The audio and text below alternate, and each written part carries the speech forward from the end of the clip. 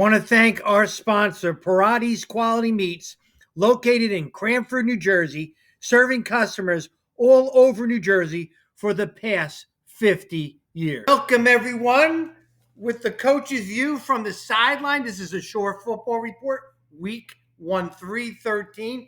Coach Hoadley, Coach Davis here. Yeah, we're getting old, man. The season is winding down. It's getting colder.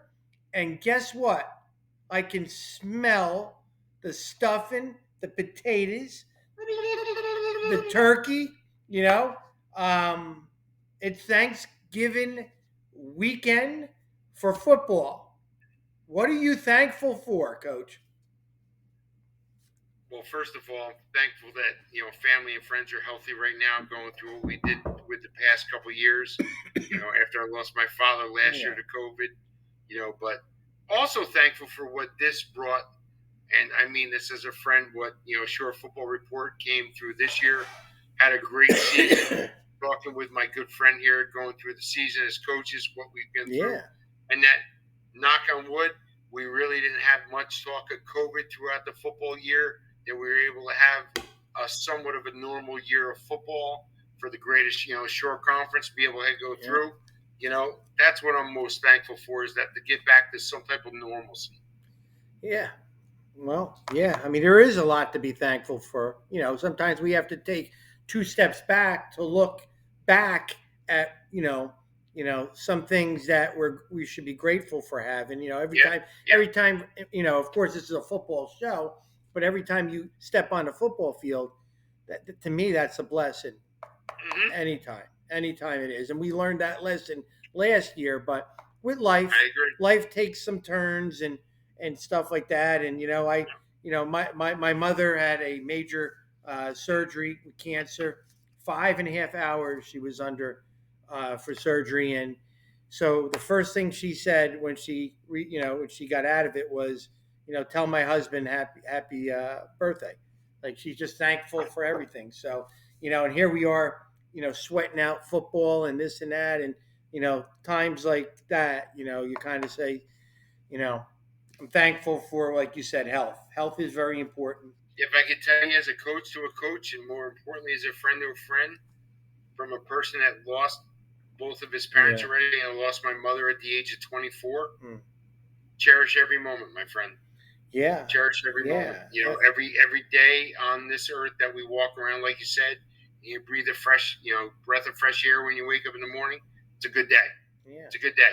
And make sure your health is not just physical, it's mental. Yep. There's people out there that, would appreciate a phone call or a text. Yeah. Or let them know that they're there, and you were thinking about them. Yep. Think about them.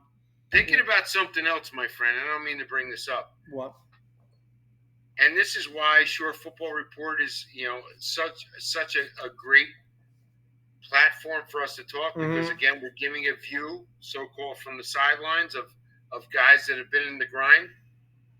The division schedule for 2022 has come out already. Coach, my phone has been blowing up. Coach, can I say something? Here's my one question. Here's my one thing. Why was it presented at the time it was presented? Okay. Now, as football coaches, we both were head football coaches. You don't talk about next year till the season's over with. The schedule was presented for our divisions one day before state championship games were being played. As a program, you never talk about next season until your season is complete. Oh, my God. Coach, you never talk about next week. Correct. And now we're talking about next year? Game until you finish the game you're playing. I'm not going to curse. I'll be. But the thing is, the rule is you don't talk about the next week's game. Well, why are we talking about next year? I feel bad for all the coaches that were playing last weekend in the state. Because now you have social media. Kids are posting about the schedule and this and that, and they're preparing to play a game. The guys were probably on the bus. Somebody was talking about it on the bus. 1,000% agree. Here's my thing. It couldn't have waited till Monday? Right. Correct. Okay, Correct. if who the powers to be who have the schedule, why was it a must to do it right now? We have. My thing is this: I understand the committee wants to try and make as many playoff teams in the short conference. That's fine, but there's teams in the playoffs right now with the plan of before what you guys were doing. Correct. Let them play. Correct. It's like I think it was. I don't. I think it was kind of disrespectful, to be honest with you. You I, got teams still playing, and now they have to fend off the entourage of people calling. You had every coach in the short conference when it came out on Thursday for non-conference games for next year when they're preparing for their game tomorrow, the next day. listen, I we're talking about state championship weekend was played last weekend. Last weekend. Why couldn't Coach think of it? What was the difference of us knowing about it Thursday or maybe courtesy Monday, the next Monday? But either way, it's Yeah. unprecedented. Yeah. And we're giving you a view from head coaches Yeah. here. This has never, ever, ever came out this early. I don't remember ever. it. I don't remember it. But I'm just saying if they just push it to Monday instead of Thursday, let the game go on. So even right. I mean, but again, let's give a view from a head coach. You're getting out of school. Now we're talking on a Friday when this comes out. mhm. You're getting out. Now we're talking about Coach Davis and Coach Hoadley. We have a team going into state championship game now. Yeah. We're trying to get our mind straight on the schematics of special teams, offense, and defense, what we need to do as a team. Trying to keep them straight.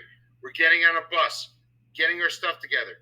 Then all of a sudden, this comes out at 4 o'clock in the afternoon on that Friday. They're on that bus like Coach Davis just talked about. Social media is a totally different entity. Did it come out on Friday or Thursday? I think Thursday. Was it Thursday? Yeah, it was. It was during. I talked to the coaches. No, it was Thursday, Coach. It came out because I was talking with the coaches. So now picture that football player that's sitting on the bus that should be thinking about what his offensive scheme should be, his defensive scheme should be. He's talking about the other player. He might be playing in a rival week next year, 2022. Oh, we're going to be pretty good next year. Oh, we'll play you guys hard. When he should be concentrating on that game, that's all that counts. It couldn't wait 72 hours to be able to push forward. I don't understand it. I think timing was terrible. I don't agree with it. Timing was terrible. I don't care who's going to call me out on it right there. Don't say nothing Thursday. Monday. They could. I mean, somebody in the room should have said, "Hey, out of respect, there's no need to do it. Let's just hold on to it till Monday." But too many people are antsy. We have to get it out and this and that. And there's 6 games still going on. And to me, it's called distraction. It's a distraction. Football coaches don't want to be distracted before games, and that was a distraction. Successful coaches do not want distractions before games. No, you don't. There was no need to have it on a Thursday. Could have waited to Monday. Even Monday was still early. And anybody who disagrees with that doesn't know football, and that's that.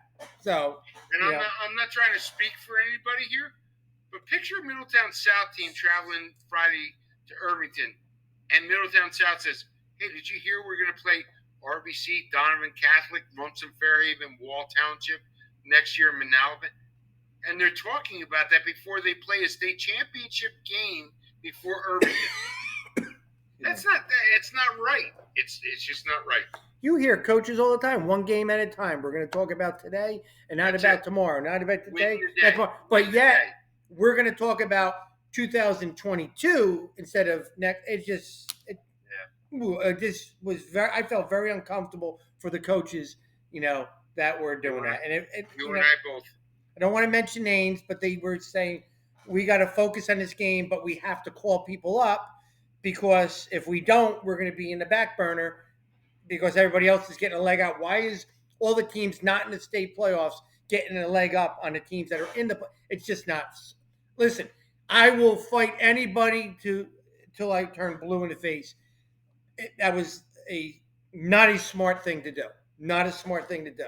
And anybody who thinks 1000% with you, pal. anybody who wants to argue that, call me up. You probably have my number. And come on the podcast and let's talk about it. Let's go live. Let's do it. Let's do it live. How's that? Too? Yep. But distraction that was with that. And I don't want to talk about what I thought about the scheduling and all that stuff because that's something different, whatever. But the timing of it was not smart. It was not smart. December 9th, Coach Wendell from Monmouth High School, the head football coach there, is going to be running a college fair for any senior football player in a short conference that may want to play college football at different levels. Go to Monmouth at 6 o'clock on December 9th, and I'm going to go to our website, shorefootballreport.com. I'll have all that information for the next 2 weeks of that. With that, December 11th is the showcase that's going to be presented to for senior showcase. I'll get you that stuff too. Yeah. So that's real. A lot of stuff happening now with recruiting, with the college fair, and then there'll also be a senior showcase. So a lot of stuff going on, Coach. And I don't want to talk about it that much, but the All-Star teams that we will be doing, it's getting a lot of momentum from a lot of people. I put something down on my Instagram, and I must have got 75 messages for a certain kid. It was incredible, though. You know what? I really appreciated that there was enough of people that were rallying to get one of the guys as a player of the year and all that. 75 awesome. Messages. That's incredible. I don't get upset with that stuff.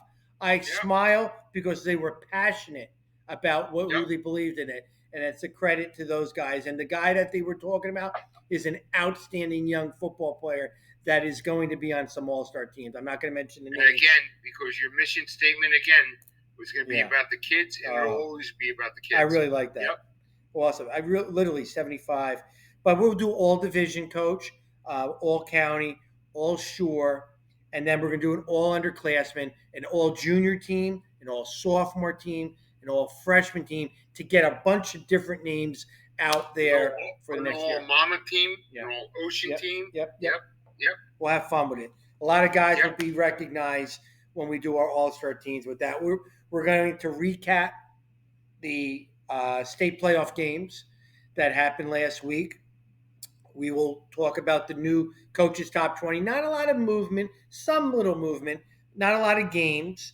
And we have a special guest, Coach. I don't know if you know him, but Long Branch, the Danny George tour is ending on Thursday.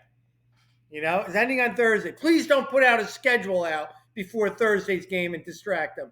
Do not do that. But Danny George, Hall of Fame career. What a great person. And we'll talk more of the football part later on. But what a great person, what a great symbol for a short conference for many people to look up to. And outside of Long Branch, and we know Long Branch loves him, and you know what? The short conference loves him too. Danny George, 25-year vet coaching, over 160 plus wins, 8 division championships, 3 titles for state titles, 1 bowl championship. Just a great, and he does it for wrestling and track too. He is a multi-sport coach. Because you know why? He gets it. It's about the kids. It's about the kids. Now, we usually talk 15 minutes, and I'm going to make a bet. When he goes on, I bet you it's going to be around 30 plus minutes because he's real excited to come on the show. 30 plus. That voice alone that I'm eager to hear him talk to us. Yeah. That voice alone is going to intrigue you. You come in here, He's a great with that raspy locker room voice. Here's our goal. When Coach George comes on, because it's his last game Thursday, let's try and get him to say, let's say he's going to come back one more year. Let's get him to change it. Think of that. Wouldn't that be great that on our show, we got him to flip it, his decision, and he goes, you know what? I'm having too much fun on your show. You're the reason why I want to stay, and Well, I'm going to stay at if Lovering. you're gonna do that, let me make a phone call to Nico Fatanuts and make a phone call and say I'm gonna make a bet on this. Yeah, that would be great. I'm hoping so. In the 20 minutes from now or so, when he comes on, I'm hoping that he flips his decision, and our ratings will be so high. Excellent, excellent. Tell me that. Coach, Netflix contacted me, and it wasn't about Netflix. me not paying the bill. It was Netflix contacted me, and they want to do a series on us. Is that? What do you think of that? Oh, I thought you were gonna tell me we were gonna be in next season of Cobra Kai. No, no, no. Can you imagine that? And the reason why I'm saying that because one of my buddies out there coaching goes, "I'm going to binge watch your shows." I said, "What are we, Netflix? Like seriously, right?" And if we were Netflix, is there going to be other people outside the shore watching it? I would love Right. to do it. I would Yeah. love to do it, man. So, I'm glad. Yeah, 1,000%. Hard Knocks and the Shore Football Report right next to it. That would be pretty good. That'd be pretty good. And we'll put all our uncut versions on there. Right. And As long as you don't put like our season records for picking games oh god, next to it like face emojis. Coach, That'd be great. I mean, I don't know how to break this to you, but you remember that guy that was at the end where the fan vote was kicking the living, snot out of him? He just lapped you right now. Logan Germano bumped over you. I know you took some chances. And Logan had quite a week. He went to four. He was 4-2. Everybody else was 2 for 4 in their picks, and that's that. But guess who's number one? Let me take a chance. His first initial starts with R. Yes. R. Really, really winning. That's what it's hard for. Yes. 167-50. Why can't I be this right in everyday life? I'm wrong all the time at home. Anytime I put something on TV, my girls tell me they don't like it. I'm always wrong, but when I come on here, I'm a winner. It feels good. But we will talk about next year, wherever happens, what's going on with coaching. I'm going to call you and say, "Hey, who do you think should win this game?" If I'm going to play that team, I'd be excellent. All right. Good, excellent. We will also talk about next week's games, the breakdown, and that's that. So I'm ready to How have many some. Thanksgiving games do we have next week? How many? Yeah, 4, correct? 4. Unbelievable what we've come down to. There's only 4 Thanksgiving games game.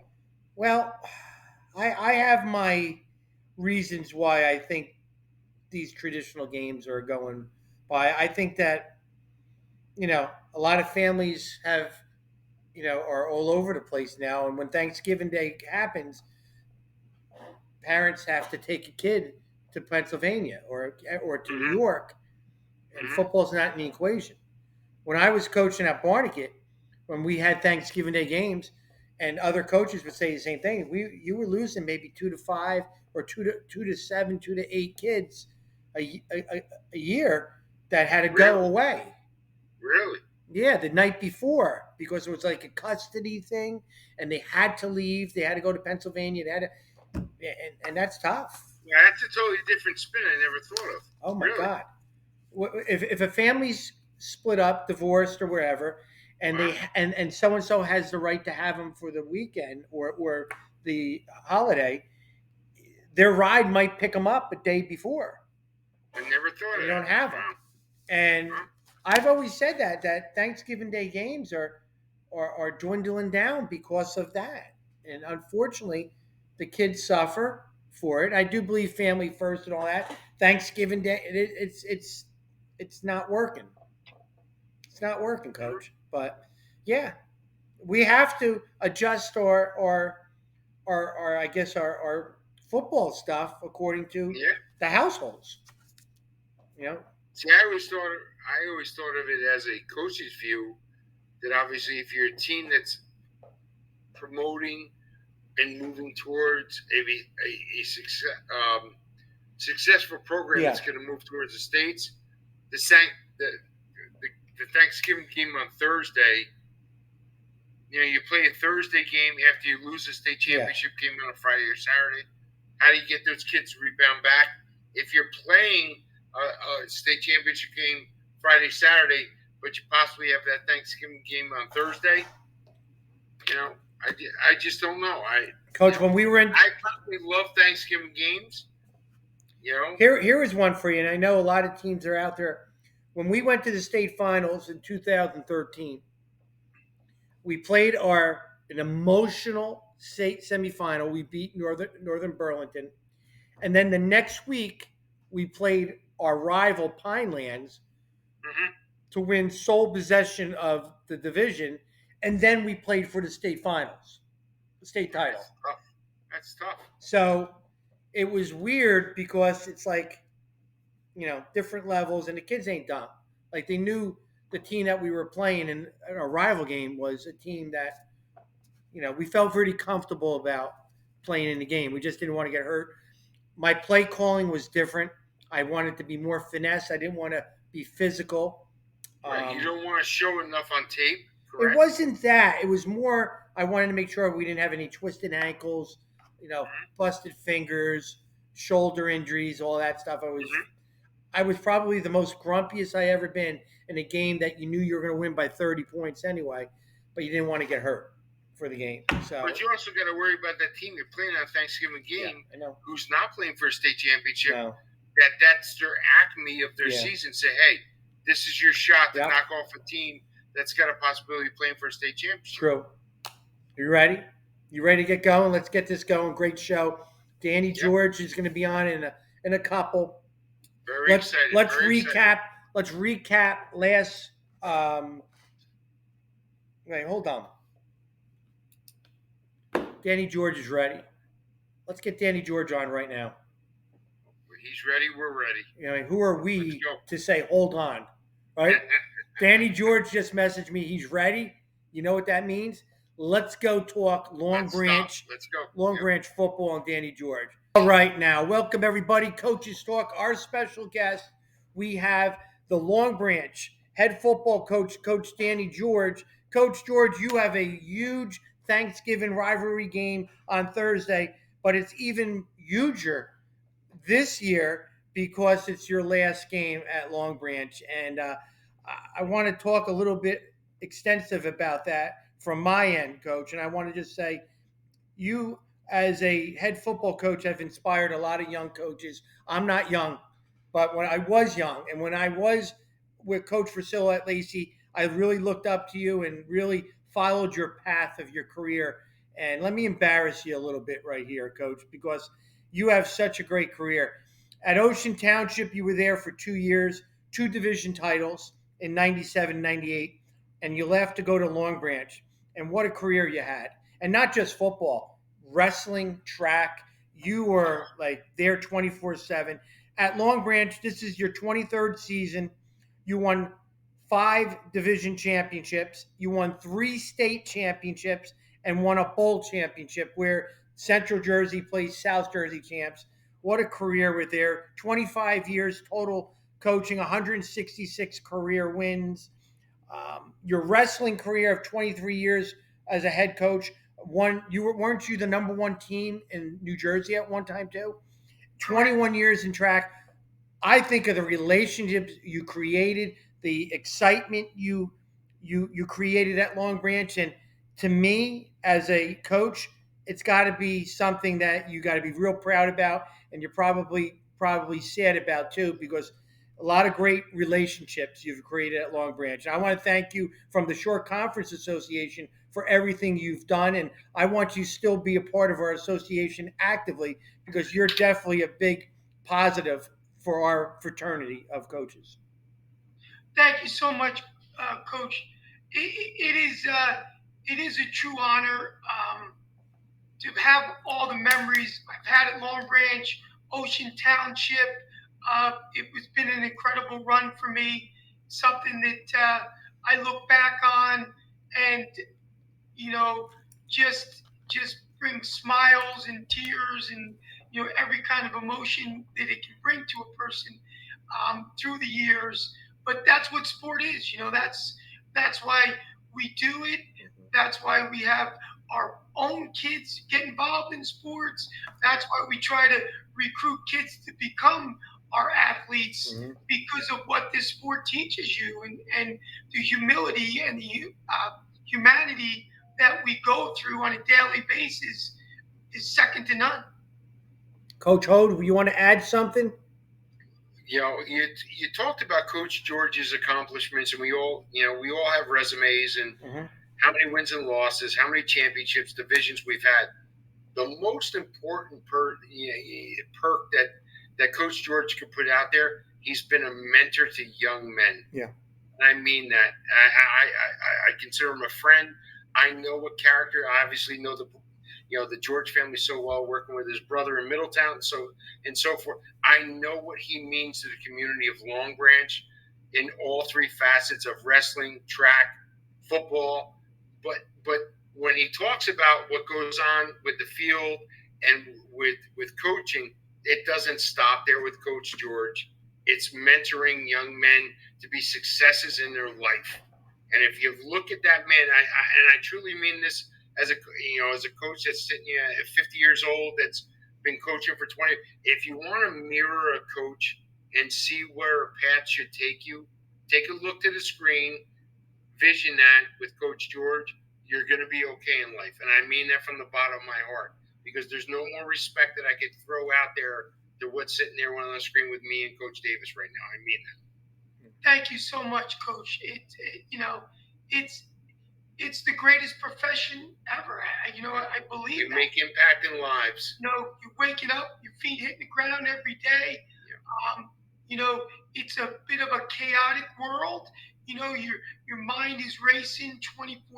You're thinking about what you got to do. From what plays you got to stop this week, or if Johnny did his homework or not, or make sure you talk to the English or the math teacher to make sure certain stuff was handed in, or just making sure kids are getting up on time. It's constantly rolling, in that direction. And that's why you say, all of a sudden you look back and say, where did 23 years go? It felt like yesterday, when I came into Long Branch, all excited to come back home and coach at the school that I graduated from, that my whole family played and were captains at for the football program.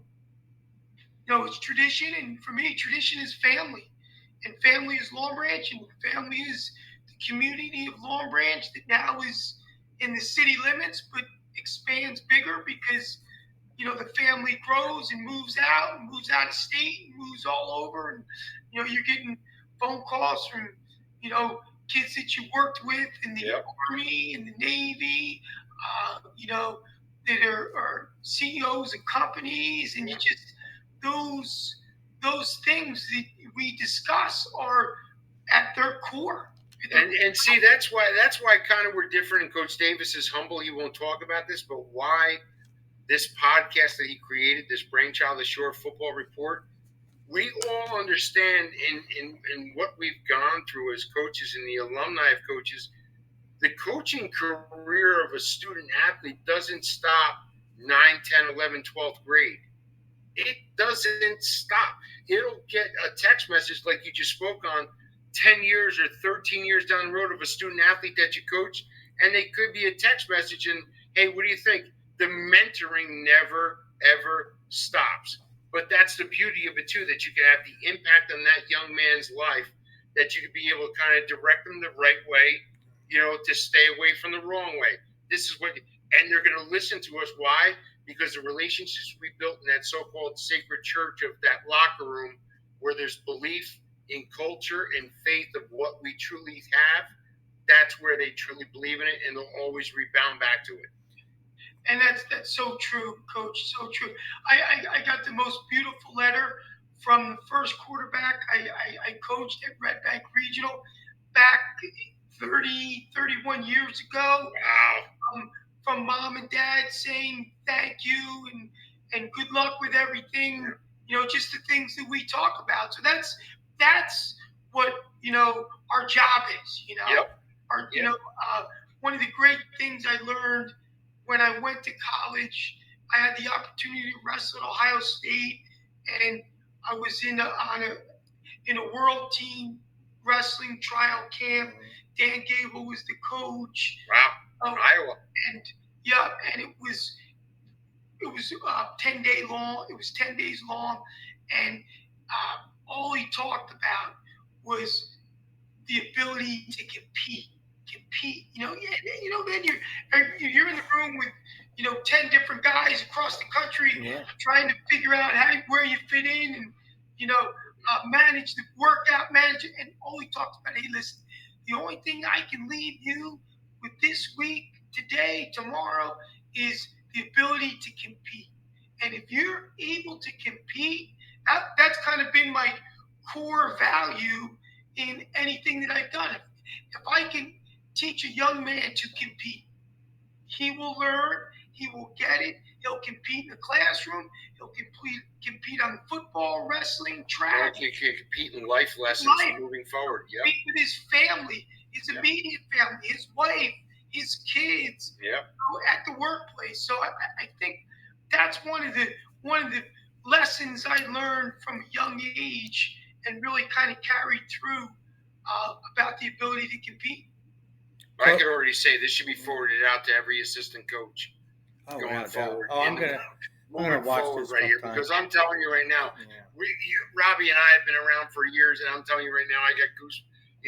That's what it's all about right there, man. Coach, all joking aside, I mean, let's throw away all your championships and all that honors you've had with your team and your success.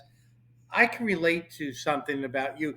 Guys like you and Coach Versillo, you instilled a lot of stuff. I didn't coach with you, but I saw you from a distance with Coach Versillo. Being in your program and staying loyal. You are a loyal, dedicated family guy. And that's something a coach like myself, I brought to Barnegat for 18 years. And I always took pride telling the kids and the parents said to me, our kids know when they get their head off the pillow that Coach Davis is going to be the football coach, and there's a constant thing for their lives.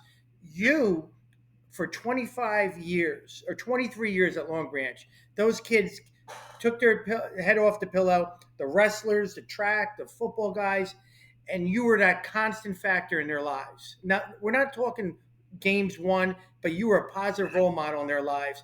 That has to be something that you're very proud of.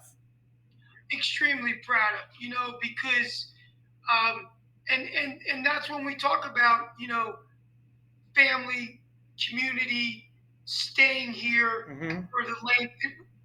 I've had the opportunity to, coaching. Now I'm coaching kids of parents that I coach, dads with kids that I coach, and it's truly amazing to see, the generations that you go through and really the values that you find, because, life is tough, it's hard. And it's been harder than ever these last couple of years. Yeah, correct. And we need to stay fast. We need to believe in the things, the right things, the things that, to get back up after getting your tail whipped, whether it's a bad practice, whether it's a bad period in practice, it's a bad game. They're the stuff that's going to help our young men out, moving forward. And that's always for me, what it was about. It was, the memories are of championships or almost championships or really great games. Those will always be there. But, bit of a history buff, and we always talk about, and you always see kind of in movies or in some books, the huddle. The huddle is where you miss the most. For me, it's that huddle. It's grabbing those 11 guys where they're going out before the possession. It's, after scoring a great touchdown and getting the lead we're getting close to the lead, grabbing the kickoff team as Coach Chad King gets them ready, saying, guys, this is the most important play of the game. Right now, we're back in it. We're ahead by a touchdown. You right now are the most important part of the football game, and it's the kickoff team. So it's those moments. He's not ready to retire. He's got me ready to run on a field. He's going to change his mind after this show. He's going to say, I'm back. I love it. And we had something to do with it. Keep going, Coach. We love hearing it. Love it. That's the stuff that is just golden. That's the that you get up for it, that you get excited for it. And that's where I am still in my life, where I still love practice. Kids think I'm crazy because, I'm still enthusiasm is, nothing great was accomplished without enthusiasm. Correct. Number two, I don't think you can win a football game without a great week of practice. I agree. I agree. It can't be done. And it's kind of those messages where we're starting and now we're finishing, and we better finish because living in today's short conference, you better be a heck of a coach that has a heck of a game plan, and you better have taught your kids how to play the game, or you're going to get either humiliated or humbled really quick. Real quick. That's the rest of the coaches are doing. That's one of the big differences between, Rob, 10, 15 years ago. You could look at the schedule 12, 15 years ago and say, okay, listen, we're looking at 6-3 or 7-2. Absolutely different. And there's maybe one or two games that we really got to play well to get to 7. Now it's like, geez, you look at the schedule, and that's a 50-50 game. That's a 50-50. Yep. You remember back in the day, there was games you were playing that, weren't sure if the coach was even watching film or not. there was games back in the day. I don't have to watch as much film. We're going to be okay. Then you go into a game even ready to play Friday night or Saturday morning. Did I not think enough about this? Did I not scheme enough about this RPO? Did I not? I mean, you're 100% right. 100%. Coach, I mean, I was listening to some buzzwords you were saying about, bouncing back. And coming into this season, we all had to overcome the COVID. All right. And you've never were ever prepared for, life coaching in the COVID. Your record was you had a tough schedule and all that, but the games were important just playing for COVID. How did you guys bounce back from that to announcing you're done at the end of the season to the kind of season you had this year, and you had a great run, and it's still not over yet. You're gonna have that last game on Thursday. But how did you guys bounce back this year? Was it that a special senior class? Was it a blend of people? What was that chemistry? Great question, Coach. I think one of the things that we were able to do, after the COVID year, and really the COVID year and the year before the COVID year, we're in the short conference's best kind of division there. SEC, yeah. And we were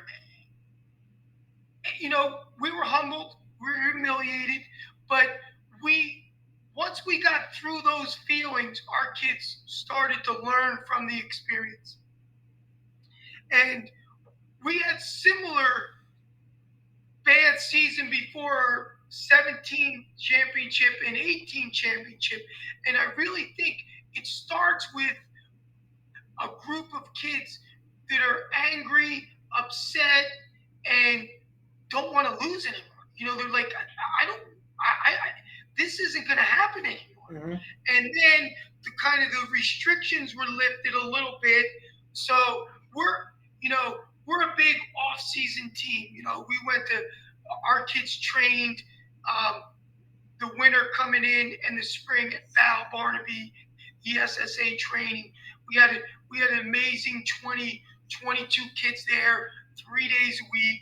A lot of the RBC kids, a lot of the Colts X kids, a lot of the kids that our big time players were training there. So our kids started to see, hey, listen to me.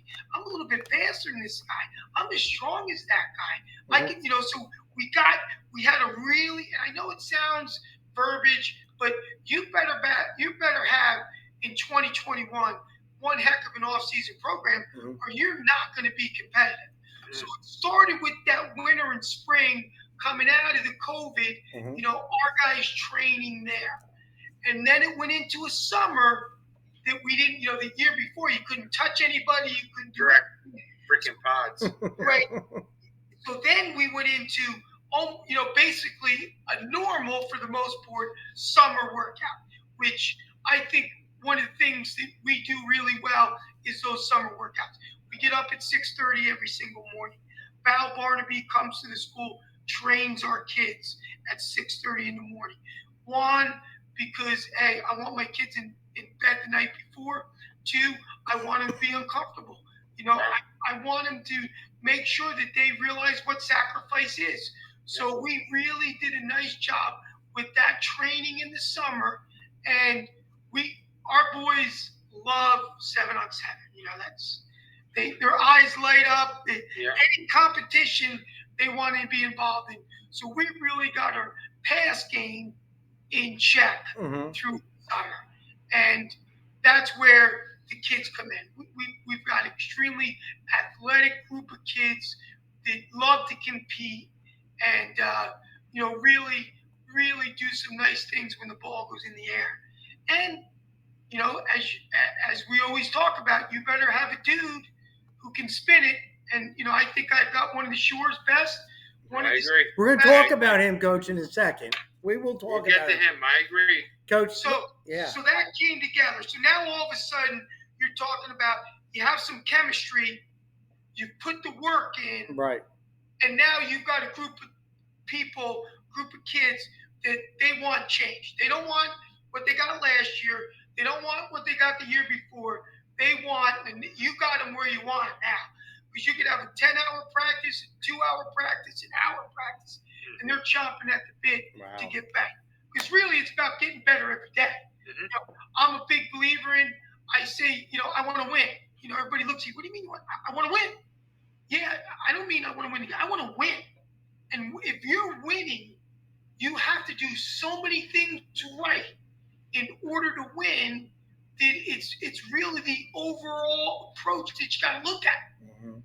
Vince Lombardi had it 100% right. I agree. I learned that from Coach Spicatelli back in Keyport years ago. You either got better today or you got worse today. You never stay the same. You either got better at the end of practice or you got worse at the end of practice. What did you do to either get better or what did you not do that made you worse today? And I truly take that to where I'm at now today. Trust me. Coach, 100%. I want to talk about these special individuals on your your finale of your coaching career, because what a gift of players you were able to leave with. Let me just name a couple. Christian Rodriguez. Before the season, I talked to you. I talked to one of your other assistant coaches, and you're going to go as far as Christian Rodriguez can take you. And watching him play and hearing about the stories and the articles and all that just puts a smile on my face that think of it. We're going to go as far as this guy can go. And I'll let you talk about him in a second. But Christian Rodriguez had a great season. Sekou Camus, a junior running back. And was he DB, Coach? Yes. Yep. We play the 4-2-5. So he's, the rover Junior Mikey Hall, wide receiver DB. Shamar Williams, an outstanding defensive back and wide receiver.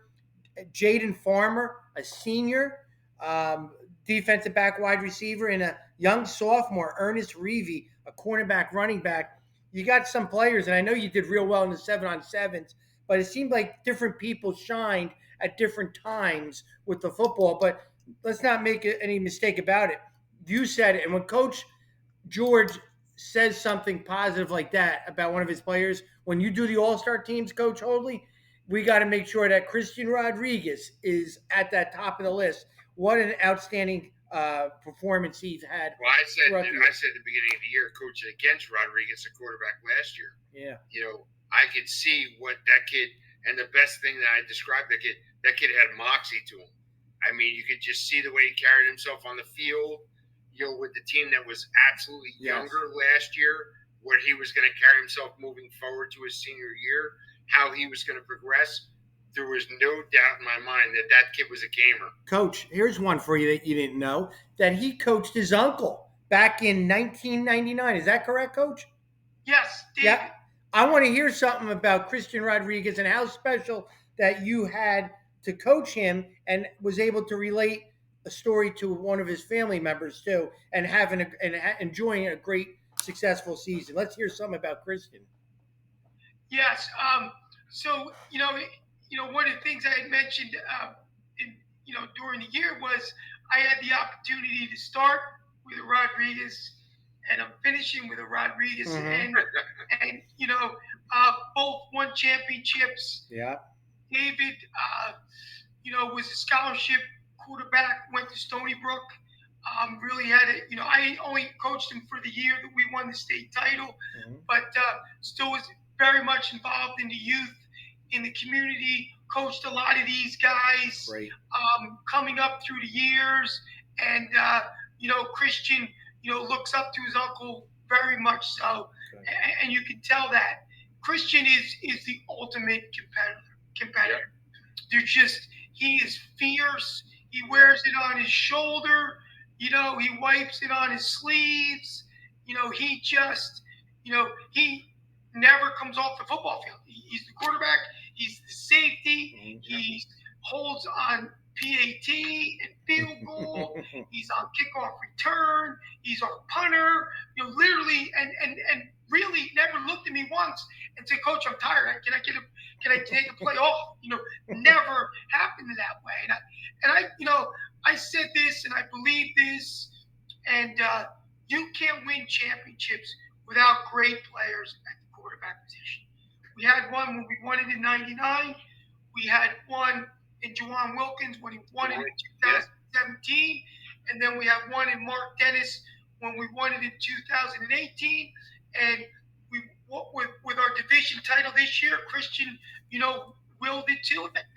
And I think, we spoke about those other players. We just felt like we wanted to take, not that it's my alumni, but the Ohio State approach of, feeling like you have to defend the field. And when you put four really good receivers and a running back, and a quarterback can get it to any one of those four receivers and do some, RPOs and do some read option plays with the running back, you take some pressure off the offensive line. You do. So, and really, we knew, with saying all that, those kids developed over the summer beautifully, but it was those offense and defensive linemen that had to play football for us in order to be successful. I think the cupboard is extremely full with Mikey and Sekou and Shamar coming back next year. Ernest and Saheem Brown is a kid that plays some running back and some linebacker. That those things are exciting and that's what I think these 2 weeks have been. An opportunity to feel good, an opportunity to get a little bit better between the last game we lost and the Thanksgiving Day game. It's kind of like going to a bowl game. We got 10 extra practices to work with the kids and develop and to get a little better at, and that helps for, I think, a good portion of the senior classes is going to go play college football, and all the underclassmen, are still starving, and that's where you want them. Yeah, Coach, we talked about a lot of skilled kids. Coach Hoadley, I know you're chomping at the bit a little bit. You love those linemen, don't you? 1,000%. I agree with, reverting back a little bit to Christian and what I'm going to talk about with the linemen right here. The absolute schedule that they went through last year, be it a COVID year, but the schedule that they played against the team, they were so battle tested coming into this year that you weren't going to throw anything at that team that they did not see the previous year on the football field and competitive and battled for 48 minutes with them. That being said, with DeAndre McCullers at center, as a 3-year starter, I saw that kid go against my two D1 kids, and I mean, battle for 48 minutes, and I mean, take it to the next level to get up the linebacker and any type of the zone plays. I saw that firsthand. That played with a chip on his shoulder. A Kai Coleman, Israel Delgado, that was going on, and then with Santana and Williams that have folded into the mix with Long Branch this year. 1,000% what Coach is talking about. You could talk about Christian, who I saw last year was going to progress to the next level this year, and Saku, who was going to be able, and Mikey, who was going to be able. Listen, it all started up front, and they'd be able to have the season that the Green Wave had this year. It absolutely started with those guys. I'll defend those guys. That's where it starts and ends with those guys. It's amazing, Coach. Yeah, it is, and that's where you hope your program is, like, the philosophy has to change a little bit. Back in the day, you could put anybody you wanted in center, you could hide the line in the center, a different game. Over, it's kind of like baseball. You got to start with the middle of your infield, the middle, the pitcher, the shortstop. So, we had to start with the middle there and get that right. We got that right, and everything overflowed very nicely. And as we mentioned, the Santana and the Williams and the Luke Tracy on defense, the Josh Vans, they were program kids that bought into the scheme, and that's what that's what makes teams and turns them into division champs. Yep. So we 8-2, Coach. Central Jersey, Group 4. You went and played Ocean City in the second round.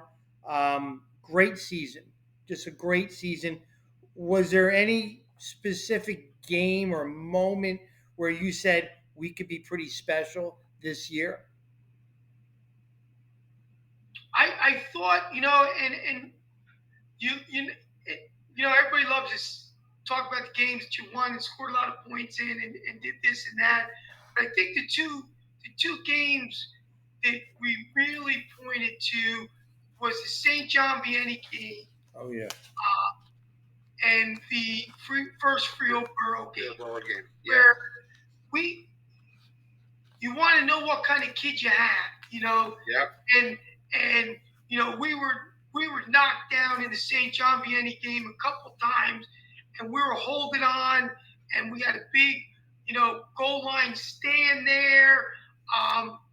So even though we only won 14-7, there were so many plays where we could have just kind of packed in and pulled in. And, one of the big sayings, that Jaden Farmer would say, Coach, we got you, Coach. We're good. We got you. Coach Chad King, our defensive coordinator, talks a lot about who's got my back. That night we had each other's back. And then on the road at Frio Borough, 14-14 game, it was like 100 degrees out there. Both teams were looking at each other like, who's gonna squint first, and we sucked it up and just found that, they were down some guys, we were down some guys, and we just, Christian Rodriguez kind of, and the offensive line put us on the back, and we went for a big, 80-yard drive, killed 8 minutes, kept the football, and just kind of put it away. Those two games say, hey, we're mentally where we want to be right now. We knew we could be there physically, but the game is won mentally. Yeah. It's so mental that the outside fan looking in doesn't see it at times. We're going to talk about your Thanksgiving Day game in a second, but every week we kept talking about the Danny George tour. And Coach, when I announced that I was stepping down the night before St. John Vianney, my AD told me, don't do it. We're gonna lose. The kids are gonna lose the game. And we were big underdog when we played them, but our kids played in such pure emotion. Did your kids play on such pure emotion? Like, I mean, it's crazy. I just couldn't even imagine how they were able to do that, playing on such a high. Because I mean, you're loved by your players, and knowing that it's your last.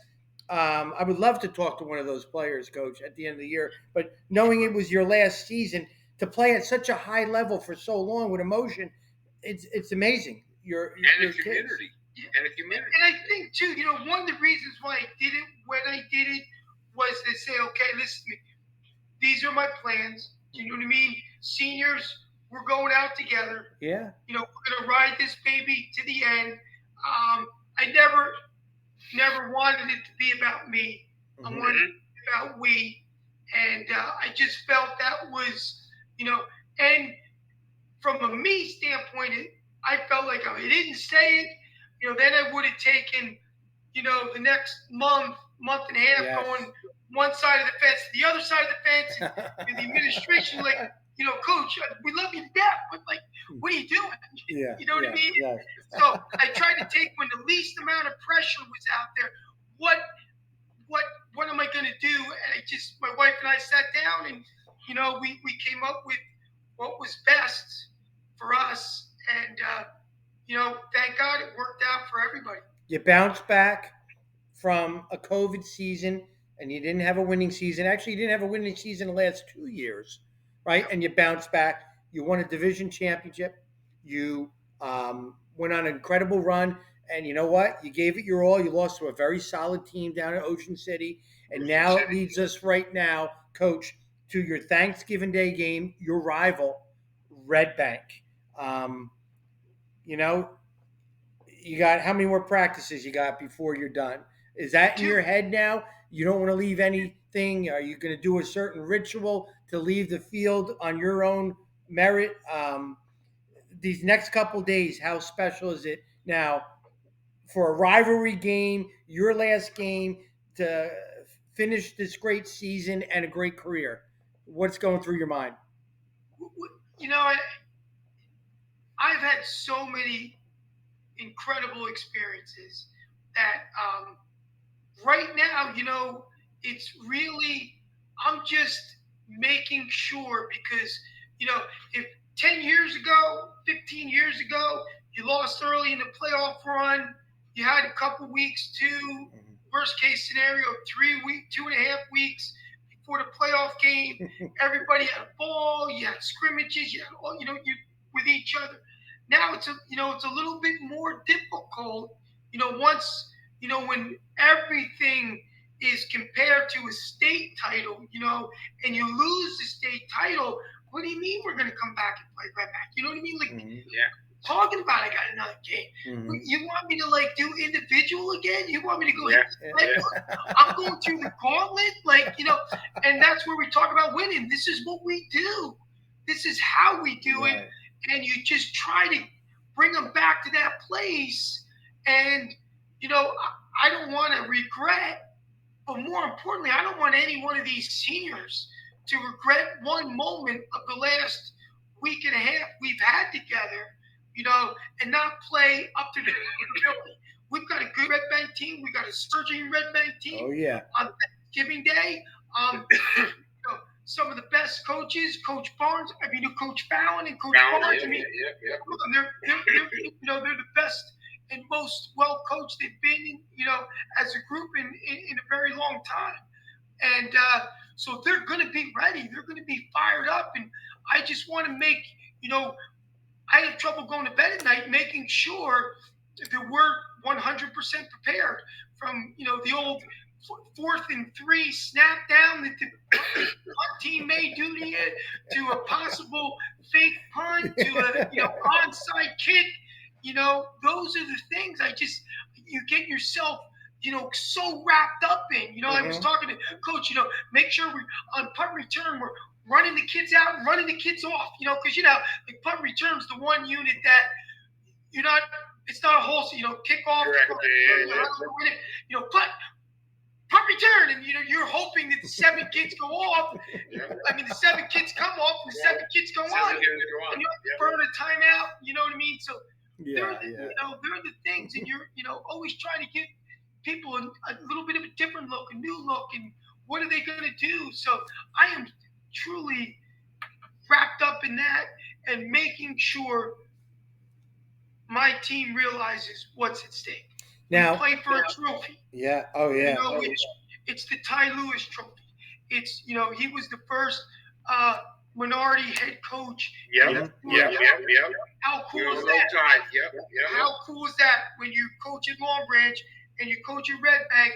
They talk about 10 days about the trophy, and the trophy happens to be Ty Lewis Trophy, and the first minority head coach in the Shore Conference. It doesn't get any better than that. No. And he was smart enough to marry a Long Branch girl. So how beautiful is that? Yeah. But and listen, I learned from Coach Lewis. So I have, my first couple years were with Coach Lewis. He lit me up. He got me excited, and he really showed me the responsibility not only of being a tactician and a technique guy, but also of, listen to me, these kids, you don't end at the end of the season. You don't end at the end of senior year. You better be doing everything humanly possible to get these kids in college, whether, it's a great Division III program, which New Jersey has so many of, or if they're blessed enough to be talented enough to end up in a Division I program on a scholarship. It doesn't matter. That's our job. And then dealing with the kids who may not go and compete in college, but just go to college, making sure they're set up. Right. And be productive citizens in society. Yep. So, so I get that side. So for me, this game is tradition. Yes. It's a rivalry game, kind of. Do you know what I mean? Like, it's a tradition game. It's a family game. So many families on each side have played each other, that kind of stuff. Little different than, more of an Ocean Township Long Branch rivalry. We hate them. They hate us worse. Neptune, they hate us. We hate them worse. The Red Bank game is tradition. It's family. It's tucked in one of the great holidays that we celebrate every year. It's played at 10:30 on Turkey Day. Yeah. And Coach, there's only 4 games too. Right, only 4 games. It's amazing. It is crazy, and so they're the things. It's a 98 game that we played. So it's awesome stuff. So they're the things you're trying to infuse into your practice, infuse into your kids, and most importantly, you get remembered on how you finished. Yes. You get remembered on the last time you walked out on that field. Yep. As much as we had a great season, as much as we won a division title, remember that last game? Yeah. We lost Ocean City in the playoffs a couple years ago by 1 point. Thinking we were, in the semifinals, thinking we were, head and shoulders above a Red Bank team. Walked over there and got smacked. We were humbled big time. And I remember the faces of our kids getting on the bus and coming back. So this is something. This is a life lesson that our guys got to realize. They better be ready to play football. Because I know Coach Fallon's going to have that helmet buckled extra tight. He's going to have 2 or 3 pages to his playbook. You know what I mean? He's going to flip it a couple times too. He's got an extra week to practice. Imagine giving Fallon and Barnes an extra week on you. Come on. It's like trying to keep somebody in a half mile and you give them a quarter lead. You let us hype up the game. You just coach it. That was awesome, man. That is great, man. Coach, we took a lot of your time. I'm sure you're going to get back to huddle right after this. We want to, again, what a career. Thank you for everything. I know you're still going to be right close to all the coaches throughout the years, the next couple years. You're not leaving us. You're just leaving coaching for right now. But there's still part of me, Coach Hodes, we talked about this before. There's part of me that thinks you're going to come back one day. It really does. I think hopefully after this talk show, you fool everybody and say I'm back. But I want to thank you for everything you've done for the short conference, and of course what Long Branch did. But you did a lot for the coaches throughout the shore, and very proud to say that I call you a friend. Really am. Thank you. Thank you, Coach Davis, Coach Hogan. It's an honor to call you guys my friends. I believe I'll always be, a huge fan of high school football, and I'm passionate about it. I'm concerned about the future of it. Yeah. And I'm always there to sit with anybody and talk about it. I think it's critical that these coaches, our coaches, we coaches, really make sure that it's a very pivotal time in history, for a number of reasons. And COVID just being one of them. It's a lot of other things that we need to be talking about in the off season and help coaches with, and make sure that we move on to keep our sport, the actual best game in all of sport. Yeah. You actually stole my thunder, because Coach Davis is actually going to throw to me, hey, what's your final thoughts on this? And I actually had it written at the bottom. I don't know if you can see it, but I actually wrote down, let me try to get it. It says mentor. With down here, I'm sorry, but it has mentor written down the bottom.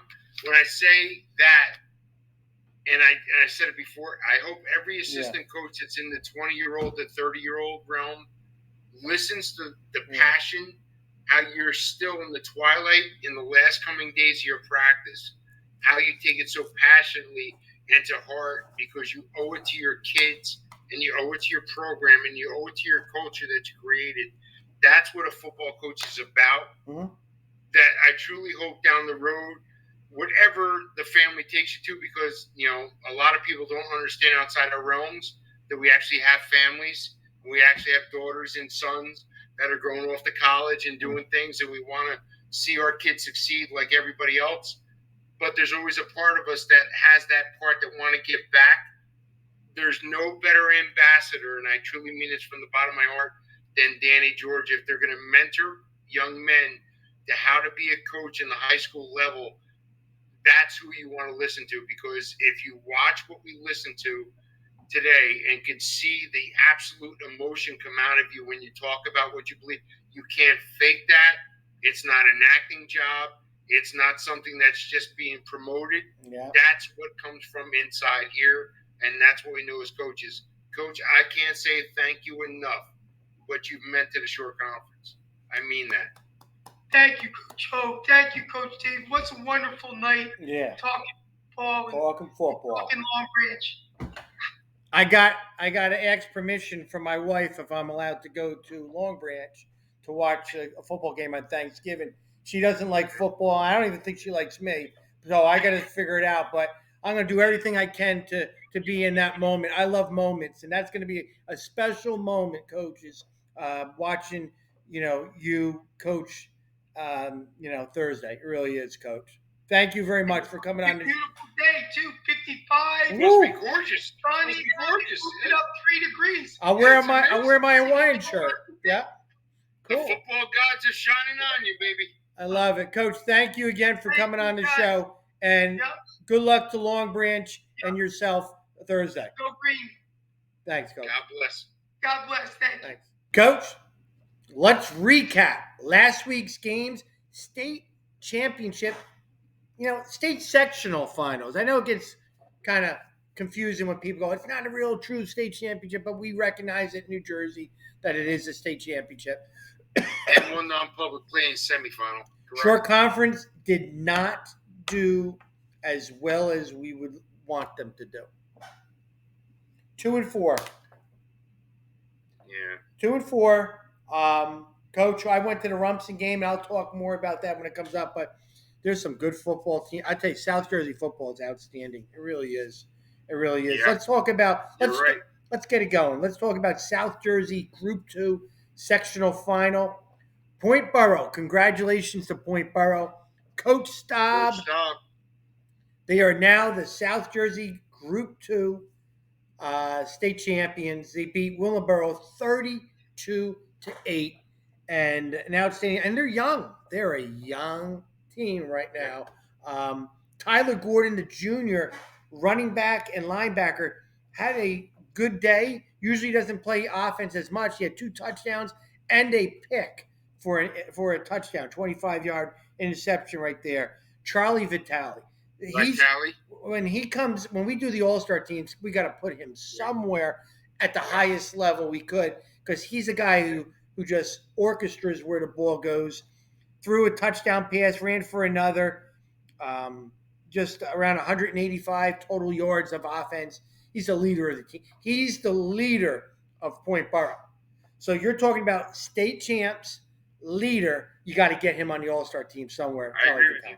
Have to. Yep. Here's a sophomore lineman I'm going to talk about. Okay? Boom. You remember that name, Boom? Charlie Davison. Yep. Boom.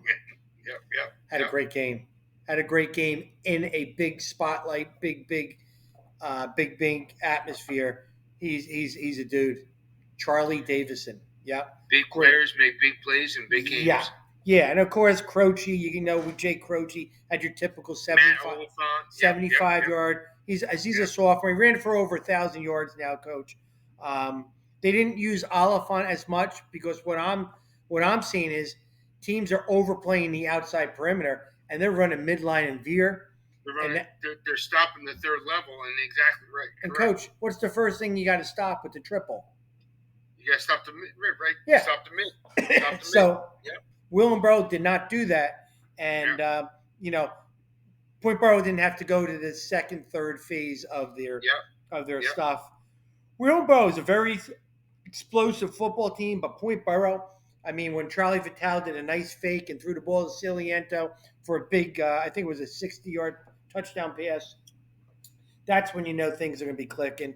And there was so much excitement on the sidelines, and congratulations to Coach Staub. And they're now playing the Central Jersey Group 2 champs, Haddonfield. Regional bowl game. We'll talk more about that later on. But great job. And I think that was the first state sectional championship since 2005, was it? Wow. Well, some teams don't even win it ever, Coach. So since 2005. So great job. Great. It's always great to give a great text after a game like that. Here's my problem with Coach Staub, and I'm going to tell the world. He got all these text messages. The next day, the pecking order of when you call the person back, I must have been 80th on him, because I got the message from him like 2:00 the next day. Voice was like, oh, "What's up, Coach?" I said, "Am I 80th?" He goes, "What are you talking about?" I'm a little bent out, shape a little bit. I thought I would have got a call or a text right away, but he was having some fun, in Point Borough, enjoying it. I'm partially joking around, but I do believe I was not the number one call that he got. So, but I would probably say 80th he was. But he woke up, I guess, mid-afternoon after a great, well-deserved, partying, with his teammates and his. I'll tell you, the township of Point Pleasant has to feel real confident. And Coach Staub with the Panthers, to be able to win a state sectional title right now, playing a regional bowl game against Haddonfield, but they're young, and have that culture built that they could be able to succeed the way they're doing right now. It's going to be a really exciting year. You know who else loves them? The businesses. After that game, I bet you everybody went to every restaurant and bar in town and Arnold Avenue must have been going nuts. Oh my God! They must have sandwiches named after Staub now. Vitale.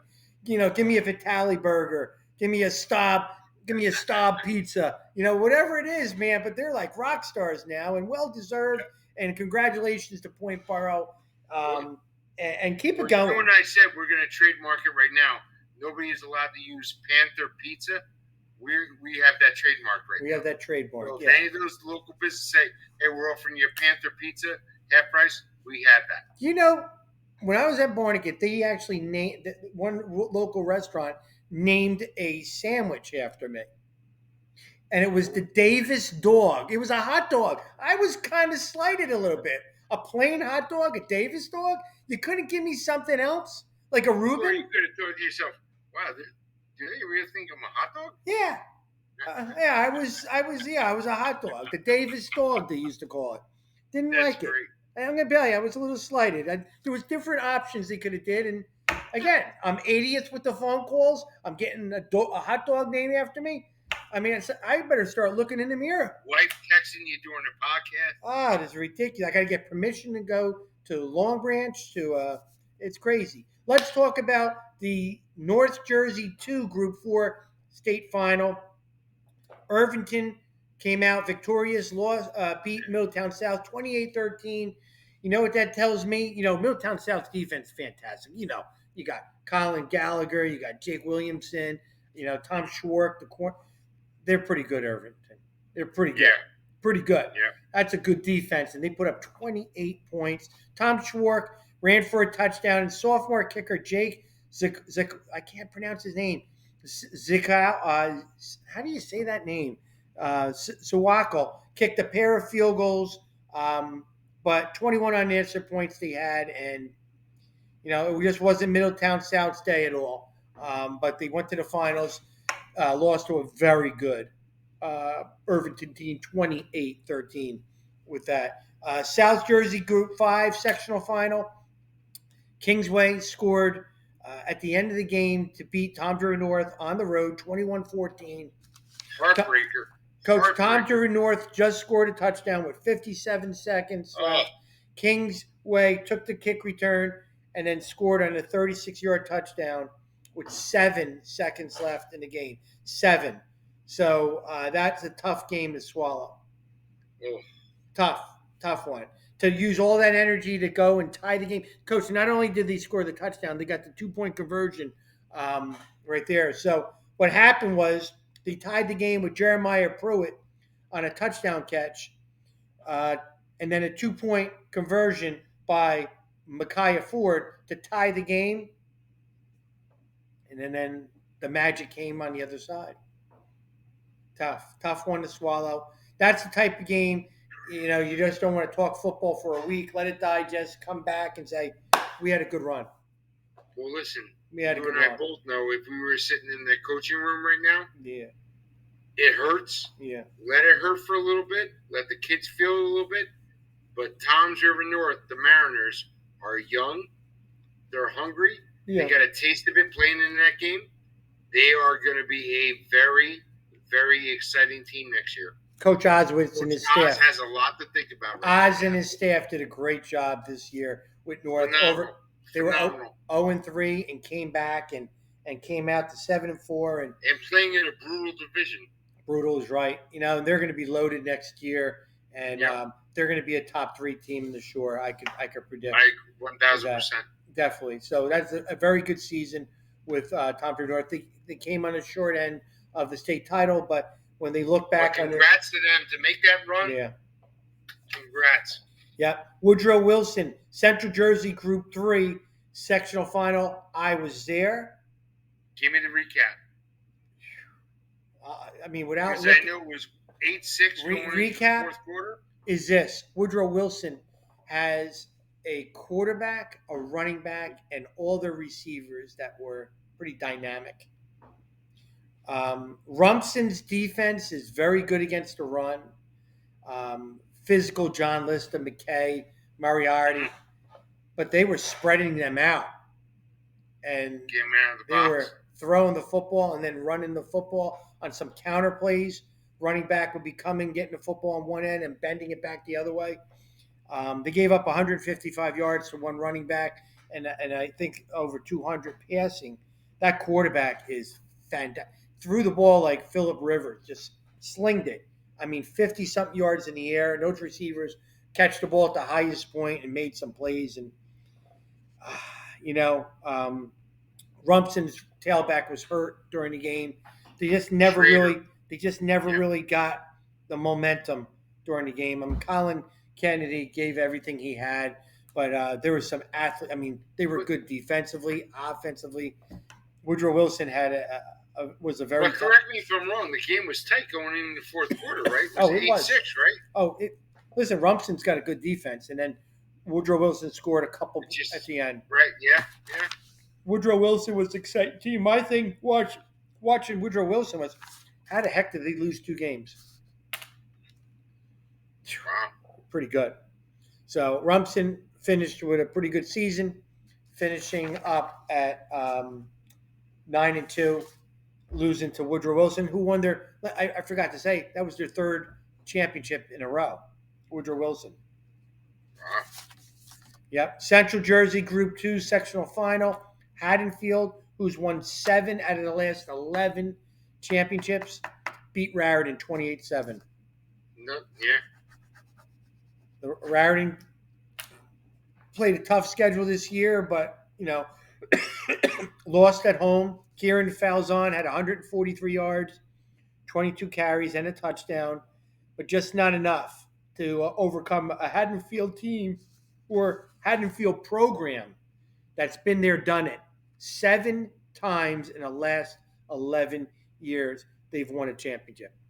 Yeah, reading the recap on this game, the main thing was that the Haddonfield defense was able to slow down the run game from the slots with Campanella, Palacari, try to slow down the run game going that, try to really keep it inside the box, so to speak, keep it in the perimeter right there, and that was the game breaker, and Haddonfield was able to impose. Not just that, and they couldn't complete any passes with high percentage. So they were taking away the outside, and they weren't hitting with the passes, and they were just out of sync a little bit.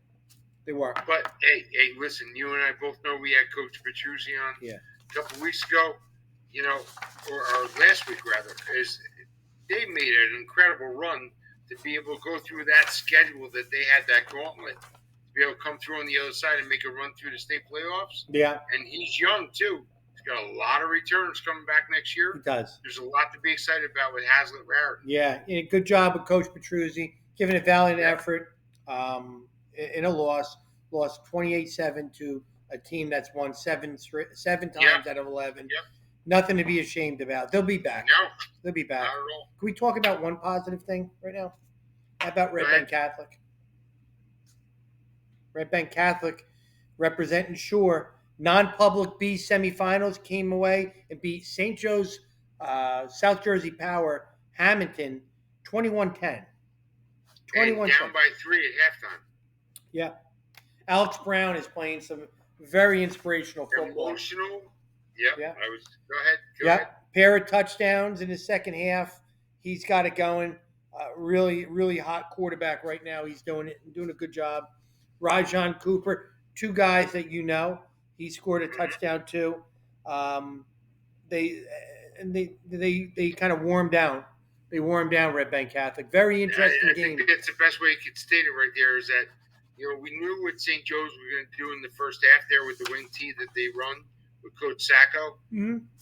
Yeah. They made adjustments at halftime, and then RBC was able to wear them down with their offensive line and their defensive pressure, what they bring.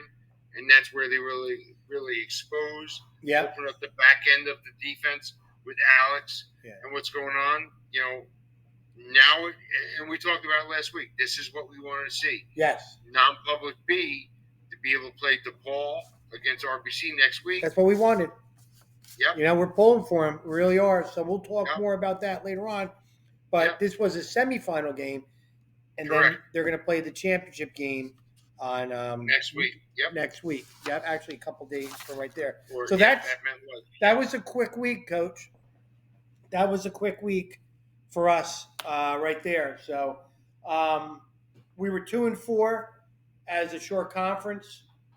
The only teams that are advancing was Point Borough, advanced with a title already on them, and they're going to try and get another hardware with a bowl championship. And Red Bank Catholic's playing for a non-public B state championship. Correct. Against a very good North Jersey Power, DePaul. So, kudos to all those teams that made the state finals. I envy you. You had a great season, every one of them. Middletown South, Raritan, Toms River North, and what was the other one? Mid South. Rumson. Mid South. Rumson. Yep. I mean, I've lost my share of state championship games. I could say this, and it hurts. You lost that game, but make no mistake about it. When you get to those acmes of playing a state sectional championship, there's 6 other teams that have already lost before you got to that championship game. There's a lot of teams going to that game watching you play. I understand it hurts that you lost that game, but there's 1 and 2 teams right there that are playing for a championship. Yep. There's something to hold your hat on right there, that you had a great, successful season. Yeah. You know what I mean? Yeah, it'll take time to, when you get that close to a championship, it hurts. I mean, it really the salt in the wound hurts a little bit, but when you look back in a couple weeks, we had a pretty good year. Right. Yep. So, all right, let's end this right now. We got a whole bunch to talk about. Let's get right into the coaches' top 20, and then we will do the breakdown, right? And get these guys preparing for their Thanksgiving Day meals that they're going to be cooking, and that they will be sending us samples. And we're going to give you the address that you can send your stuffing, your potatoes, and your turkey samples. Cranberry sauce, yeah, absolutely. Yes. Wouldn't that be awesome if you could just reach out of the Zoom and just grab the stuff? You would see my hands constantly like moving around. So I can't wait. So let's put that out there for the Shore Football Report. Don't worry about your snack stand popcorn and French fries. Let's see what your school could really represent for Thanksgiving. Send us your best Thanksgiving dish. You know what I mean? Yeah. Is it your stuffing? Is it your cranberry sauce? No, I don't like turkey? That. Yeah. Is it your broccoli casserole? You know what I mean? Yeah. I'm very good at going to people's houses and pretending I didn't eat the other house I was at. Like those, would you like to try this? Sure, why not? My wife looks at me like, are you kidding me? Are you kidding me? So I'm very good at that. I take advantage of the stuffing and the turkey and all that stuff that was made. And I get a bellyache the next week, but that's fine. Enough about me. Let's go to the Coach's Top 20. All right, Coach, here. Coach's Top 20 just came out this afternoon. Not a lot of games to be mixed in and all that, but we had 22 coaches that voted, and by just looking at it, eyeballing, what do you think? Well, obviously we have new number 1 this week. The Casey's are Red Bank Catholic, and rightfully so. They're playing for a title, and they have the right to. They have the right to claim it. Go ahead. Yep. But don't make any mistakes. Donovan Catholic is right on their heels here. Yeah. And don't forget about the fact Donovan Catholic hung with Bergen Catholic on a Saturday. It was 14-7 at halftime. Correct. Before the lightning struck down, team had to travel all the way back down south, go all the way back up north, play on a Sunday, coaches review film. Donovan Catholic is obviously one of the pride of the Shore Conference this year. Yep. Point Barrow moving up 2 spots. I've been a big fan of Point Barrow personally at 10-1. Yeah. Playing for a state, won a state championship this past weekend. Now they're playing for a regional bowl game. Can move up a little bit, but they're sitting at 6.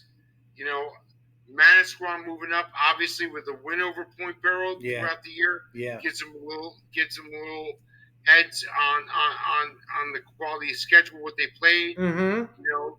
But the majority of the schedule basically stayed the same, with the coaches' top 20, where they would be. Again, this is why with the Shore Football Report, you look at a team like Marlboro Central, Shore Regional, who was playing tough this year, even Neptune, who made a big run towards the end of the year.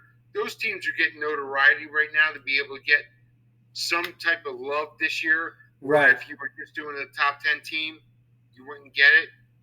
Coach, a lot of interesting things going on. Let's look at the bottom. Neptune's playing Asbury Park, as you know, Thursday. So, correct. I mean, they win, they're in the top 20. If they lose, Asbury could vote right back in. Asbury could, or Vienny, or so new people can come in. But I would have to say if they lost on the 20th as the 20th ranked team, they might go down.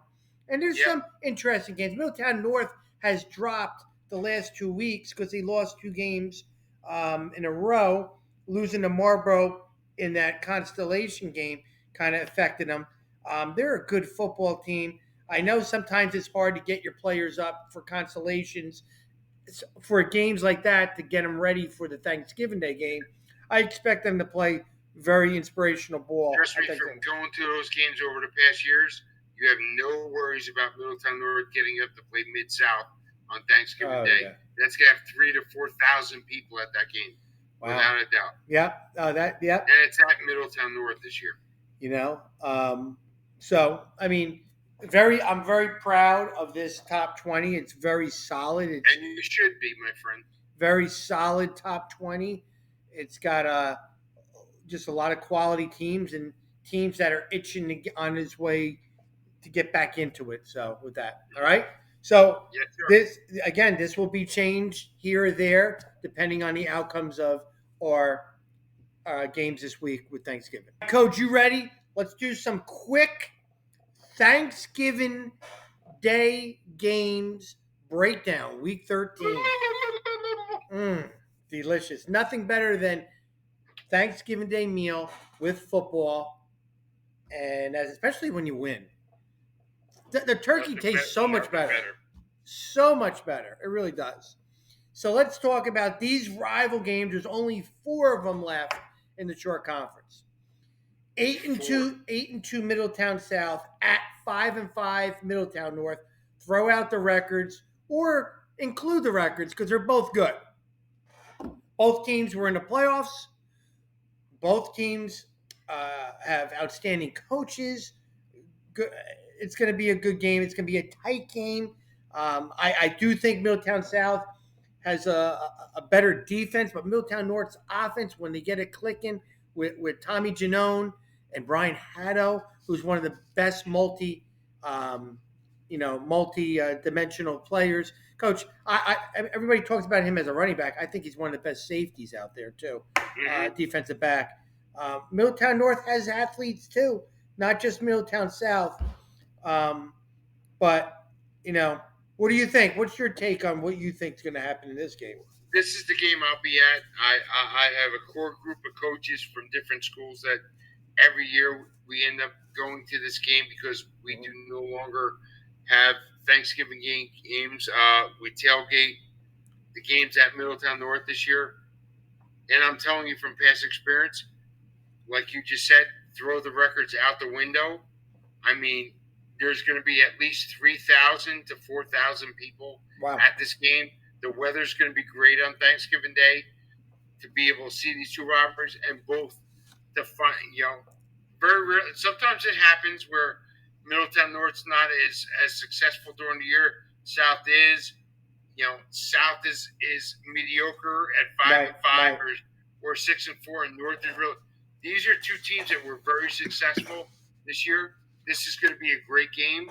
Be a lot of rivalry going on. You're going to see a lot of varsity jackets along the fence line going on here. Really looking forward to this game. I agree with you. I think South's defense is really, really good this year. Yeah. That's going to be the game against, the 6'6" quarterback and Haddow, Serbo, everybody else that's going on with against Mid-South's defense. That's where I think the game's going to be played out. Well, you're right. You look at it, it's Middletown North's offense that, a lot of screens, misdirectional stuff. Yeah. And against Middletown South's defense. But when you go into games saying it's one side versus this side, it's usually the other sides that shine. Middletown South's offense versus Middletown North's defense. It might be the real reason who wins the game, opposed to the other way. So we're interested about that game. Seniors on the south side, I'm very interested to see how that goes, but I'll tell you what, it's going to be a close, contested game with a lot of respect on both sides. Great atmosphere. Shore Regional 7-3 is playing Manasquan at 7-3. interesting games. Both Another teams, good game. both Very teams had great seasons. Yep. Kaz was Gold young. State qualifiers. Kaz, I wonder if Kaz is going to be crying a lot when after the game when Jamie Mazzocco graduates. There's going to be a lot of crying on Shore's side and a lot of festive, a lot of people having a lot of fun on the other sidelines Because he's gone. Because he's gone. We don't see him. Pass the turkey and thank you, Mizaka is gone. Thank you that he's gone. All right, but what a great career he had, and one of the most remarkable seasons Jamie Mizaka has had on both sides of the football, and he also kicks. He probably is going to drive the bus to go to Manasquan. If there's ever an MVP of the short conference, it's for what he did for that team. It says a lot. Jamie Mizaka, Amazing. It really did. Good story. Just a really good story. Good character kid and all that. Yep. Great. And Manasquan had a good run. Played tough schedule. Had some tough losses against some very good teams, as you know. Manasquan lost to Red Bank Catholic. Manasquan lost to who were the other teams they lost to? Middletown South, and then of course they lost to Woodrow Wilson, who was the state champs. Rumson. Correct. I mean, that's 3 losses of the teams that were very, very good football programs. Brett Patton, what a season he had, Coach. And when we start talking about all-star teams, that name's going to be on there somewhere, and higher than lower teams he's going to be. What a great! I mean, broke many records, passing records at Manasquan, Coach. He has. Yeah. Cole Kozlowski, wide receiver, defensive back. That kid's going to be all over the place too. Who's really getting a lot of notoriety because of his size and great plays. Yeah. He's a big, thick kid. I didn't realize how thick he was. Yep. I agree. That's the last couple of weeks I've heard as well. Smart kid too. The colleges he's looking at, Bucknell, all those schools. I mean, Jesus. I mean, real smart kid right there. I'm hearing the same thing. 2 traditional powers playing on Thanksgiving Day. Manasquan with their popcorn. Are they going to be serving stuffing maybe instead of popcorn? I don't know. Interesting. I don't know, but can I make a prediction on November 22nd, 2021? Jamie Mazzocco, for some reason I have a feeling, is going to be on the Shore Regional coaching staff in 5 to 6 years. You think so? It just seems the way Kaz has that way that team is built. The great players that have played for him always come back to coach. For some reason, I just have that feeling. I don't mind him. I don't mind if I'm a coach on the other side. I don't mind him on the sidelines as a coach. I mind him when he's on the field. So, one thing, what can we be thankful for? Opponents of Shore Regional is that he's graduating, and we will give him his diploma and say, "See you later." Thank you. You're done. But both programs, great seasons this year, and that's going to be an exciting game with that. All right, I'm excited for that. With that, Red Bank 4-6 Red Bank at 7-2 Long Branch. Wow. We just had that young man on our show, Coach George. I still am. What are the odds of him at the end of the game going, you know what? I don't want to jump. I want to stay. What would the odds be? There's definitely a little percentage here. There might be a little bit of fire where he says, okay. What is that? Is there like a betting odds that we can do? Vegas? Danny George staying. That would be incredible. But we'll talk about that off the air. Yeah. Coach Fallon is going to have those guys foaming at the mouth because he's a competitor. You know that. Having that Red Bank team going after a Long Branch, that would be an upset if they win. But, could it happen? Yeah. Red Bank's playing good football the last couple of games during the season, and he's got some athletes. I know Olson, the quarterback, Hicks, the wide receiver, and Dangler, the other wide receiver. Mm-hmm. So they got some athletes, Coach, that can that can play with Long Branch, but Long Branch has got some athletes too. I mean, talk about, like iconic coaches on the sideline for Thanksgiving. Danny George is coach's last high school game that he's going to coach. His coach gets Shane Fallon and Chris Barnes on the other side. Yeah, not bad. That's pretty good. Not bad. I love Christian Rodriguez, quarterback, defensive back, had a great season. They went as far as he took them because he's got a lot of athletes on the perimeter. Shaku Kamu, we talked about, Mikey Hall. They're all receiver DBs, and I love Shamar Williams and Jaden Farmer, Ernest Reevy. Even that sophomore, Zaire Brown, is coming along. They have athletes like you wouldn't believe. And McCullers at the center, who's a 3-year starter. That kid's a stud. Yeah. He's good. He's a good one. Yep. And Coach George, you heard it, likes to build his offense from the inside out. Playing at Long Branch the last game against, it's going to be a tough one for Coach Fallon. I mean, you could write a better storybook. I mean, he's playing his last game at Thanksgiving Day, family and friends all around, community's back there. He's coaching there 23 years. There's going to be a flood of Green Wave supporters that are going to be there. I mean, that's really, really where the media should be. Yeah, but if I'm Red Bank, this is a bowl game. We win this game going into next year. My God, to be carrying Coach Fallon on, off the field. So, I mean, it's going to be two competitive programs going at it. I believe Coach George said, what is it, 93rd straight meeting or 92nd? 98 straight meeting? Yeah. Wow. 98. It's a lot. Neptune 4-4 at 4-5 Asbury Park. And speaking about games that are packed, that game will be packed, Coach. Packed. It will be packed. This place will be packed. I've got so many people messaging me, come to this game, come to that game. And they were messaging me about coming to the Neptune game. Neptune wants to send a message that they are a top 20 team and that they're for real. And Coach Duffy's got them playing some very good football the last half of the season. And he's got them going.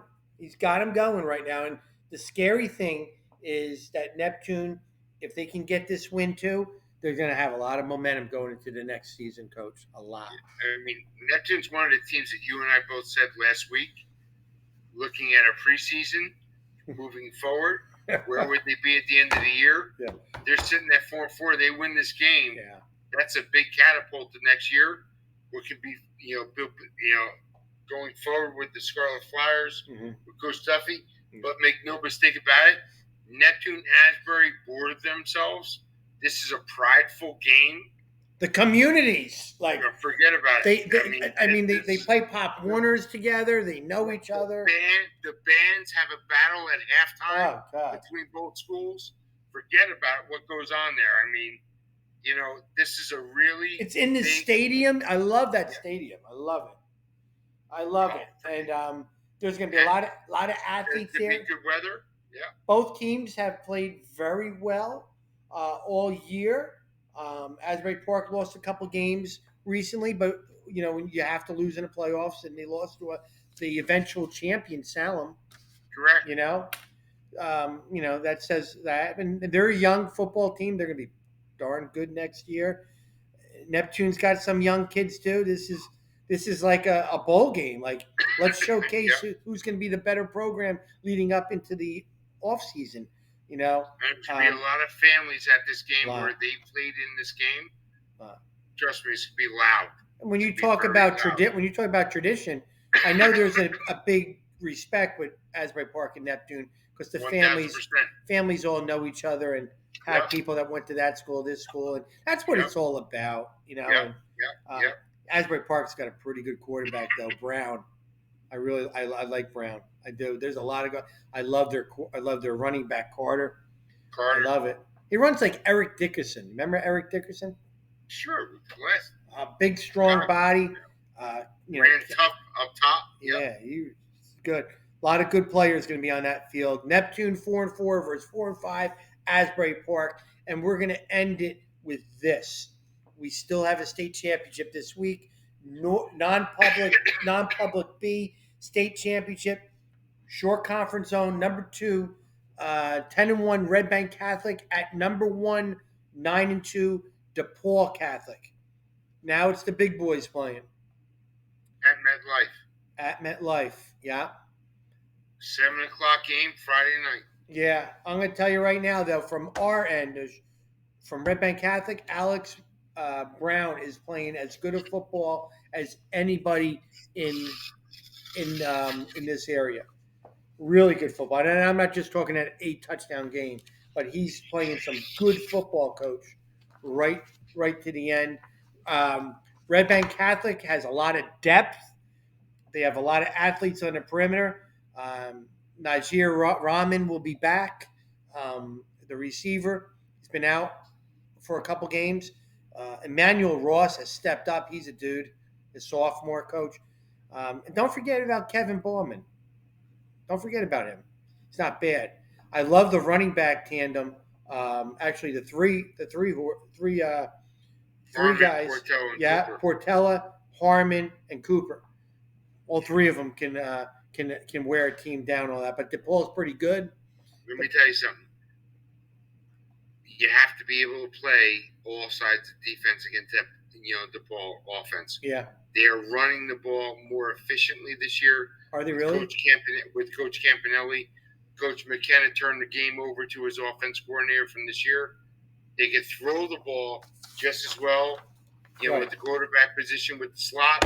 They're really good. Yeah. This should be a really good test. Listen, RBC had a tough game last week against St. Joseph Hamilton. Yeah. That's a great game. That battle test. DePaul's also played a really, really tough schedule against Soup North. They've lost 2 games this year by a total of 6 points. They beat Irvington. They beat Irvington this year. But they lost 2 games by a total of 6 points. St. Peter's Prep and Right. Bergen Cat. It's good football in North Jersey. Yeah. That's why it's a featured game, 7:00 at night on a Friday at MetLife. I'm not going to go to that. That's too far away. Guess what? That's why you and I know live stream. Is it on? Oh, it will be. Oh, well, then I'll be right on the couch watching it In live. the comfort. Excellent. Yes, Excellent. good. Well, good luck to Red Bank Catholic in their quest Yes, to win sir. a state title. That would be great for not Yes, only sir. Red Bank Catholic, but for the short conference. I'd like to brag to people that people won championships and all that. Point Borough is going to go for their championship next week. And next week, we will have Brian Staub on our show with the quarterback, Charlie Vitale. He'll be on, yes. And I'm curious what kind of food they named after Coach Staub and Point Borough. You think he's a pizza? That's a great question. We cheesesteak? got to ask him that. Is he at Joey Leone's down in Point Pleasant? Did they name something after him? What do they do? It's a great question. Yeah, it is.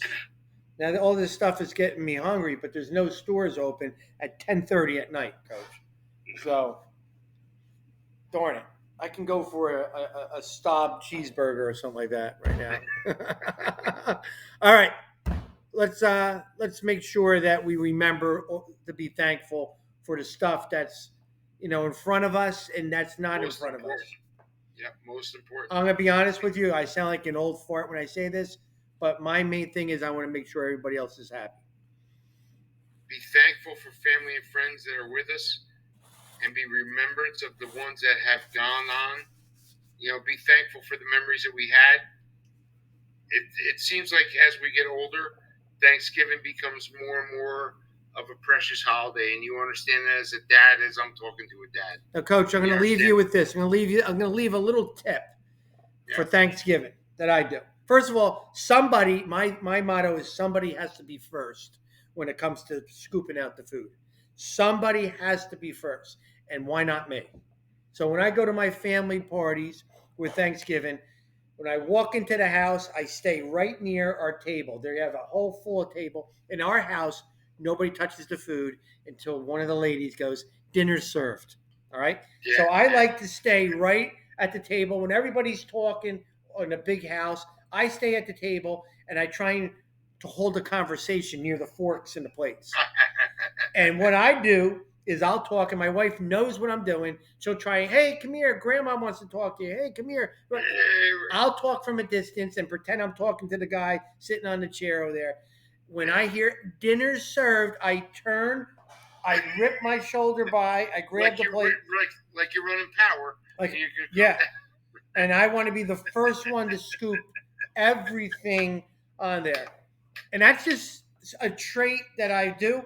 Now, I try and I always put too much food on my plate because it kind of runs off the gravy like a lava. But I love licking it and making sure that nothing falls off the plate. I love it. Yeah, I love it. It's my favorite holiday. It's my favorite holiday too. I wish this holiday happened twice a week. You know, it would be great. Thanksgiving. Yeah. So, all right, we good? Happy Thanksgiving, pal. Happy Thanksgiving to you too. And I'll see you soon. All right? See you guys later.